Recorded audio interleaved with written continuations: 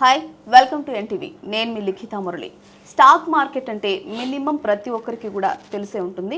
కాకపోతే స్టాక్ మార్కెట్లో ప్రత్యేకమైన సెగ్మెంట్ గురించి ఈరోజు మాట్లాడుకుందాం. దాని గురించి క్లియర్గా మనకి ఎక్స్ప్లెయిన్ చేయడానికి మనతో పాటు ఉన్నారు గానుగుపాటి ట్రేడింగ్ అకాడమీ ఫౌండర్, అలాగే stock market analyst Sriram Chandramurthy గారు. వారితో మాట్లాడదాం. Hi sir. హాయ్ అండి. ఏం సార్, అసలు మా స్టూడియోలో చాలామంది చెప్తున్నారు మీ సజెషన్స్ విని వాళ్ళు ఇన్వెస్ట్ చేసి చాలా లాభాలు పొందారని వింటున్నాను నేను. సో వాళ్ళు చెప్పినప్పటి నుంచి నేను కూడా చాలా ఆతృతగా ఉన్నాను, మీరు ఎప్పుడెప్పుడు వస్తారు, మాట్లాడదాం, నేను కూడా ఇన్వెస్ట్ చేద్దామని. అసలు ఎలా ఉంది స్టాక్ మార్కెట్, ఎలా ఉంది? స్టాక్ మార్కెట్ అయితే ప్రజెంట్ బాగానే ఉందండి. ఈ ట్రంప్, ఇరాన్, ఈ వీళ్ళ ఒడిదుడుకుల వల్ల కొంచెం అటు ఇటు అవుతుంది, కానీ ఓవరాల్గా అయితే మన ఇండియన్ స్టాక్ మార్కెట్ బాగానే ఉంది. సో మార్కెట్కి వచ్చిన నష్టమేం లేదు. మనంత అంటే లాస్ట్ ఇయర్లు కొంత అంతా డౌన్ అయిపోయినాయి, కానీ ఇప్పుడు కొంచెం రికవర్ అవుతున్నాయి. సో నెక్స్ట్ క్వార్టర్ అంతా బాగానే ఉండే ఛాన్సెస్ ఉన్నాయి. మార్కెట్స్ బాగానే ఉంటాయి, ప్రాబ్లం లేదు. ఓకే, సో ఈ యుద్ధం తర్వాత కొంచెం మళ్ళీ పుంజుకుందంటారు. మళ్ళీ యుద్ధం అంటున్నారు కదా సార్, మరి ఏమైనా మళ్ళీ చేంజెస్ ఉండే అవకాశం ఏమైనా ఉందా? అదే అంటున్నా. ఇప్పుడు ఏంటంటే ఇవాళ మాట్లాడే టాపిక్లో అసలు ఎక్కడ ఏ యుద్ధాలైనా కానీ ఎటువంటి ఇబ్బంది లేని కంపెనీలు ఏమున్నాయి, ఒక అలాంటి సెక్టర్ ఏదన్నా మాట్లాడుకున్నాం అనుకోండి, అంటే ఒక డిఫెన్సివ్ సెక్టర్ లాగా, అంటే ఏ ప్రపంచంలో ఏ గోల్ జరిగినా సంబంధం లేదు, ఇవైతే పెరిగేవి ఉండాలి, అలాంటి కంపెనీలు మన పోర్ట్ఫోలియోలో ఉండాలి అనుకునే వాళ్ళ గురించి నేను ఇవాళ ఒక టాపిక్ లాగా తీసుకొద్దాం అనుకోండి. ఓకే, సో మా ఆడియన్స్ కోసం ఒక ప్రత్యేకమైన సెగ్మెంట్ చెప్పండి మరి. అవునండి, దీన్ని ఏంటంటే ఎఫ్ఎంసీజీ స్టాక్స్ అంటాం. ఎఫ్ఎంసీజీ అంటే fast moving consumer goods. So ఇందులో ఏంటంటే ఇప్పుడు ఇండియా జనాభా వచ్చి 1,40,00,000 కోట్లు ఆటోమేటిక్గా.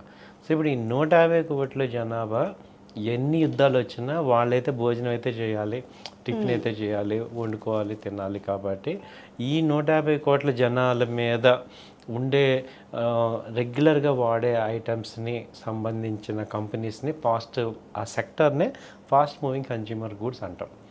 సో వీటిల్లో ఏంటంటే ఇక్కడ మనము అర్థం చేసుకోవాల్సింది ఏంటంటే ఇవి యావరేజ్గా దీని మీద ఎక్కువ న్యూస్లు రావు, వీటి మీద ఎక్కువ ఫ్లాషీ న్యూస్ రావు. ఇప్పుడు ఐటీ సెక్టర్స్ పెరిగింది, లేకపోతే ఆయిల్ సెక్టర్ పెరిగింది, ఇలాంటి ఫ్లాషీ న్యూస్ రావు. కానీ ఇవేంటంటే టార్టాయిస్ లాగా స్లోగా గ్రోత్ కనపడుతూ ఉంటుంది మనకు తెలియకుండానే. ఒక 2 years 3 years హారిజన్లో నేను హోల్డ్ చేసుకొని, మీరు ఇప్పుడు నేను చెప్పబోయే కంపెనీలు అన్నీ కూడా 3 years బ్యాక్ ఎలా ఉన్నాయి చూడండి, వాళ్ళు ఎలా ఉన్నాయి చూడండి, అవి కనీసం 20% 30% గ్రోత్లో కనపడుతూ ఉంటాయి. అంటే ఇవి అది వెళ్తున్నట్టు కూడా ఉండదు. కానీ ఎందుకంటే కన్జంప్షను ఇండియన్ కన్జంప్షనే ఉంటుంది. ఇప్పుడు వేరే సెక్టర్స్ ఉన్నాయి, ఫార్మా సెక్టర్ కానీ, బ్యాంకింగ్ కానీ, వీటన్నిటికీ ఏంటంటే ఫ్లాషీ న్యూస్ వస్తూ ఉంటాయి. కానీ ఈ సెక్టర్ ఏంటంటే సైలెంట్గా గ్రో అవుతూ ఉంటుంది.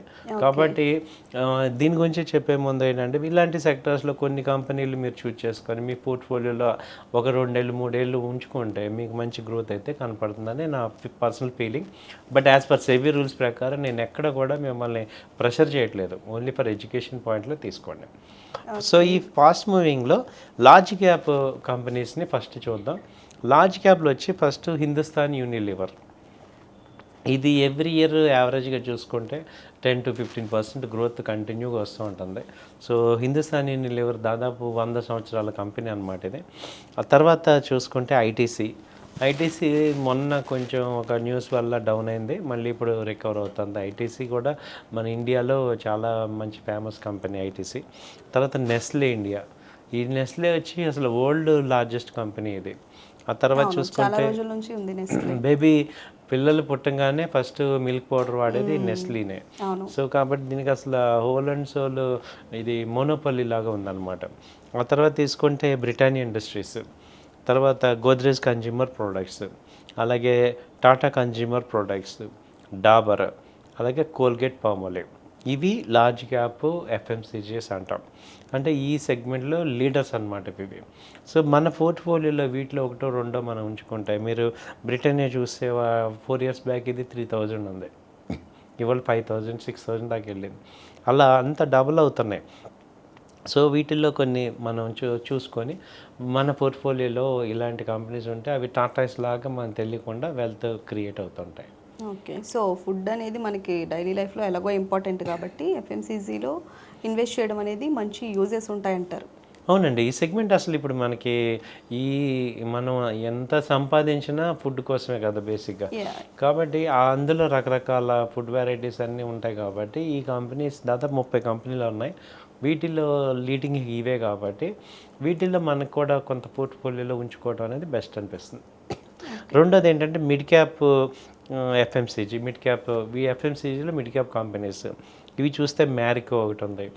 ఆ తర్వాత ఇమాని, జైడస్ వెల్నెస్, హన్సా కన్జ్యూమర్, బలరాంపూర్ చిమ్నీ, ఆ తర్వాత LT foods, KRBL, Hatsun agro, ఆ తర్వాత Dodla dairy, Bikaji foods. So ఇవి ఒక 10 కంపెనీస్ దాకా ఉన్నాయి. సో ఇవి మిడ్ క్యాప్ కంపెనీస్. అంటే ఇవేంటంటే ఈ లార్జ్ క్యాప్ కంపెనీ కన్నా కొంత డౌన్ ఉన్నాయి కానీ బట్ వీటికి కూడా వాటి ఓన్ మార్కెట్ ఉంది. సో వాటి ఓన్ ప్రొడక్ట్ ఉంది. రేపొద్దున రాబోయే రోజుల్లో ఇవి కూడా లార్జ్ క్యాప్ అయ్యే స్కోప్ అయితే ఉంది. ఓకే. తర్వాత స్మాల్ క్యాప్ కంపెనీస్ ఏంటంటే ఇవి ఈ small cap company Nick market అంటాం. వీటిలో ఏంటంటే లార్జ్ క్యాప్ అంత పెనట్రేట్ ఇంకా అవ్వలేదు కానీ అంత ఛాన్సెస్ ఉన్నాయి. నెక్స్ట్ 3-4 ఇయర్స్ చూసుకుంటే ఈ కంపెనీస్ కూడా ఒక మ్యాసివ్గా వెళ్ళే క్రియేషన్ ఉంటుంది. అవి తీసుకుంటే ఏంటంటే mister Bectors food specialities small క్యాప్లో, Gopal snacks, Pratap snacks, Heritage food, ADF food, అలాగే Bajaj consumer care, Vadilal industries, అలాగే Awadh sugar and energy, Parag milk foods, Trident. So ఇవి స్మాల్ క్యాప్ కంపెనీస్లో ఉన్నాయి. సో ఇప్పుడు ఎఫ్ఎంసీజీని మనం 3 రకాలుగా ఉంటే టోటల్ ఒక 30 కంపెనీస్ దాకా మీకు ఇప్పుడు చెప్పాను. మళ్ళీ ఒకసారి స్మాల్ క్యాప్ కూడా చెప్తాను. Mister Bector foods, Gopal snacks, Pratap snacks, Heritage foods, ADF foods, Bazar consumers, Vadilal industries, Awadh sugar and energy, Parag milk, Trident. వీటిల్లో ఇప్పుడు ఏంటంటే కొన్ని ఇప్పుడు ఇయర్స్ చూసుకుంటే ఫాస్ట్ మూవ్. ఇప్పుడు మనందరం ఏమనుకుంటాం అంటే స్టాక్ మార్కెట్ కూడా T20 లాగా ఫాస్ట్గా వచ్చేయాలనుకుంటాం.